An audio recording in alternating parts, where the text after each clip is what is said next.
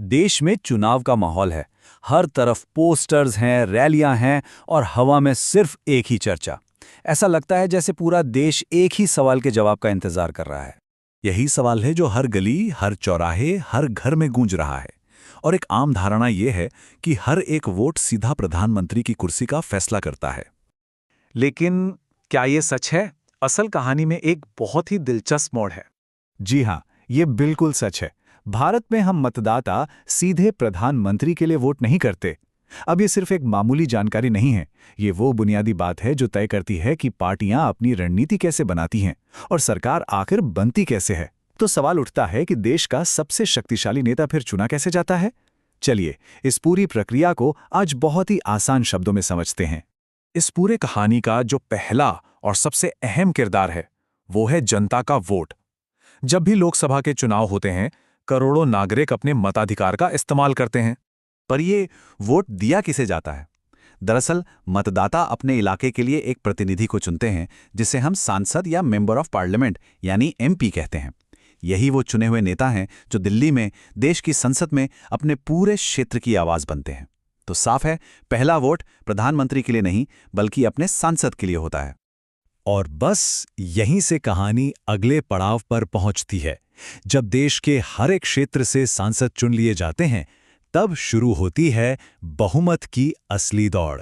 और यहीं से ये तय होता है कि देश की बागडोर किसके हाथ में जाएगी। लोकसभा में कुल 543 सीटें हैं। इसका सीधा सा मतलब है कि पूरे देश से 543 सांसद चुनकर संसद पहुंचते हैं। लेकिन सरकार बनाने के लिए एक जादुई आंकड़ा छूना पड़ता है, और वो आंकड़ा है 272। ये वो नंबर है जो सत्ता का दरवाजा खोलता है। तो अब बहुमत का मतलब भी समझ लेते हैं। जिस किसी एक राजनीतिक पार्टी या फिर कई पार्टियों के गठबंधन के पास कम से कम 272 सांसद हो जाते हैं, उसे ही सरकार बनाने का अधिकार मिलता है। तो एक बार जब ये साफ हो जाता है कि बहुमत किसके पास है, तब प्रक्रिया अपने आखिरी और सबसे निर्णायक दौर में पहुंचती है, यानी प्रधानमंत्री का चुनाव। ये प्रक्रिया काफी सीधी है। सबसे पहले बहुमत जीतने वाली पार्टी के सभी सांसद आपस में मिलकर अपने एक नेता को चुनते हैं।